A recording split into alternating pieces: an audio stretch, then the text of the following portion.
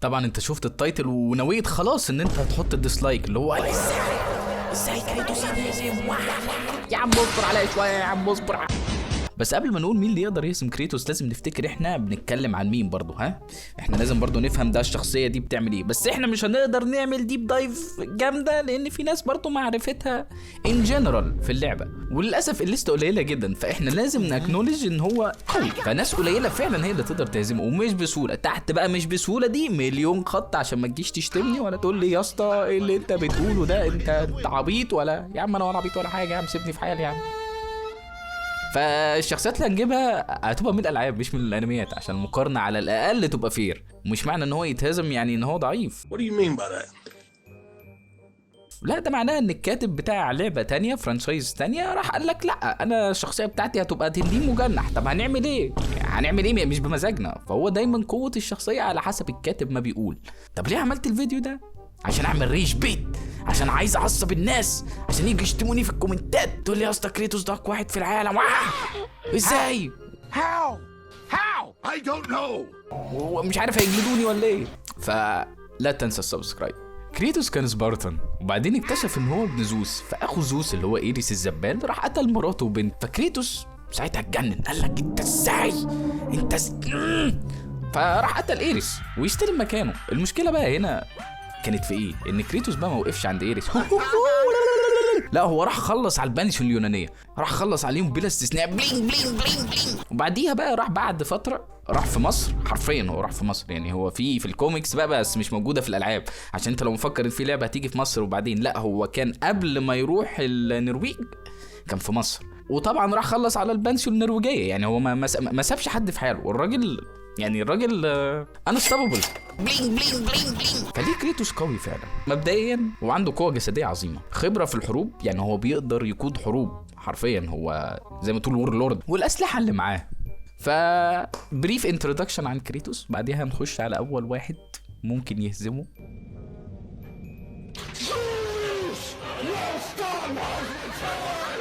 اول واحد عندنا هو اشورا، ده بطل لعبه اشورا's راس. اشورا ده واحد من الايت جارديان جنرالز، دي زي كائنات شبه استغفر الله العظيم يعني محارب طراز اول، يعني هو وورير زيه وزي كريتوس. بس المعضله هنا ان الميكانيزم بتاعت القوه عنده تصاعديه، بمعنى ان الغضب عنده مش بس شعور، ده وقود. يعني كل ما يقوم هو النص بيقول صراحة ان اشورا بيستخدم الغضب بتاعه عشان يتخطى الموت اكتر من مرة. يعني كريتوس لو بيغضب فالراجل ده في ليفل تاني، يعني الراجل مش عايز يموت، اعمل له ايه؟ فهو بيتحول بقى لحاجه بقى للوحش يعني بلا عقل. يعني انا بالنسبه لي انا شايف ان كريتوس عاقل يعني كريتوس اعقل منه. فاحنا نخش بقى في اللعبه بقى اللي هتخلي المقارنه منطقيه بقى. يا حبيبي سريع بس واحد 50 حلقه. كان ليه مواجهه مع شخصيه اسمها وايزن، كان بحجم كوكب. فالشخصيه دي متسجله في جينيس كاكبر بوس في تاريخ العاب الفيديو، سكيل مختلف تماما. يعني انت كريتوس لما كان بيقاتل كرونوس ما كانش بالحجم ولا القوه بتاعت وايزن خالص. فاشورا بيوصل لمستوى بيواجه فيه كيان مقدم داخل السرد باعتباره كرييتور يعني. فكل ما المواجهه تعاند هو غالبا بيطلع اصدار اشرس، فاهم، بيعمل له ابجريد. وده كليرلي انفير ان انا احطه اصلا في مقارنه مع كريتوس، لان انت يعني انت ايه اللي انت كاتبه ده؟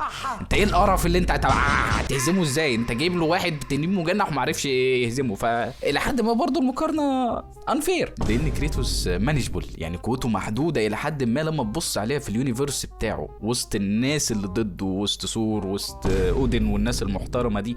لا هو رياليستيك بالنسبه لهم، يعني هم بيبقى ليهم فرصه. يعني مش بيقولك ان كريتوس ده ما بيموتش ولا ان هو كافر بقى على التنين مجنح، لا هو بيقولك ان هو قوي جدا وفي ناس اقوياء زيه في نفس المستوى بتاعه، لكن مش بالغباء بتاع اشورا للاسف. وده مش معناه ان هو ضعيف، بعد اذنك ارجوك حدش يشتمني برفافور. تاني واحد عندنا دانتي اختيار تقيل جدا ومش محتاج هبد بقى عشان يبين قد ايه هو مرشح طبيعي. ومرشح طبيعي مش بقى زي الاولاني المتخلف ده، لا ده مرشح طبيعي جدا. دانتي هو بطل سلسله ديفل ماي كراي، هو ديفل هانتر، هو نصه شيطان ونصه انسان. يعني ابوه كان شيطان فاهم، واتجوز امه بشريه، راح عملوا نتاج دانتي واخوه التوأم المريض النفسي. شفت التوأم المختلف؟ حرفيا التوأم المختلف كرتون كده كان زمان كان بيجي على MBC3 نفس الشيت. This is the same shit. هو واخوه نفس الشيت، بس احنا هنتكلم على دانتي، احنا مش هنجيب اخوه. هو دانتي مصور كشخص واثق ساركاستيك، هو بيتعامل مع الرعب كانه شيفت شغل، بس ده معناه ان هو مريض نفسي يعني. ده تروماتيك اكسبيرينس على فكره، ان انت تتعامل مع فهو عنده القدرة على ان هو يخش في حاجة اسمها الديفل تريجر. دي زي حالة كده معينة بتعزز قوته وبتقدمه بصورة قتالية اعلى، كأسرع واقوى الى اخره يعني. فاسلوبه مبني على ان هو رشيق وعنده اسلحة كتير، وغير كده هو تكتيشن كويس. بدل ما يكون هو دبابة ماشية زي كريتوس، لا هو حرفيا بيفكر. على قد ما هو ساخر في اللعبة بتاعته، بس هو لا، هو مش غبي. فانت لو مفكر ان كريتوس عنده اسلحة وبيعرف يستخدمها، فانت لا، انت ما شفتش دانتي. برو بي رياليستيك. دانتي في ليفل تاني، ما تحورش. الراجل بيستخدم اسلحه كتيره فشخ. دانتي معاه كميه اسلحه في الترسانه بتاعته بطريقه خزعبليه يعني. فانا مش فاهم ايه ده كله. فده بيخليك تسال نفسك سؤال، هو بيشيلهم فين؟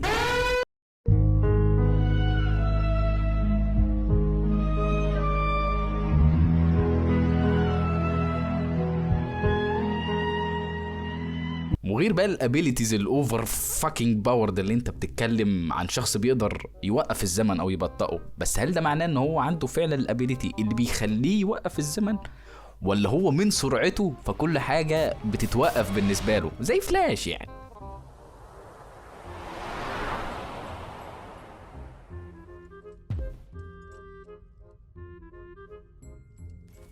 تعال يا ابن الفجر، تعال يا ابن الفجر يا طن. وابيليتي تانية اللي هي رويال جارد، اللي هي كاونتر اتاك. بس هي بتشتغل ازاي بقى؟ عشان احنا عايزين نفهم برضو الرويال جارد بتاعته دي شغاله ازاي.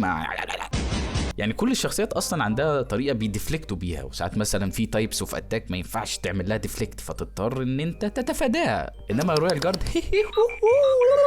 مفيش الكلام ده. في القصه بتاعته اسمها ديدي فورتشنز، هو بيتشانل قوته شيطانيه لدراعه، فلما الضربه بتيجي فيه هو بيمصها ويقوم مرجعها تاني. فمهما كانت القوه اللي انت هتضربه بيها ايا كانت هي ايه، هو دايما المفروض يكون عنده القدره ان هو يصدها. يعني اصلا كده يعني تخيل معايا واحد بيطعن نفسه بمزاجه علشان يزداد قوه، فانت بتتكلم في لوجيك مريض نفسي. Over the years I've been stabbed and jabbed by a number of things. I got this.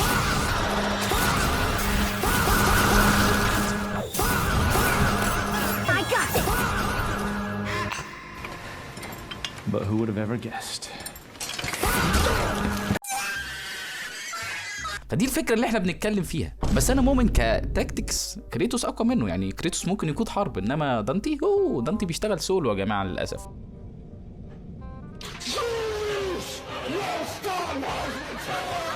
ثالث واحد عندنا القرد ابو عصايه. طب ليه اصلا سان وكونج مرشح؟ مبدئيا احنا قلنا ان احنا نجيب الحاجه من الالعاب، يعني انا ما جبتهاش من انميات ولا من قصص اسطوريه ولا بتاع، لا هو بقى نزل في الالعاب بقى، فخلاص حطه في مقارنات عادي. الراجل ما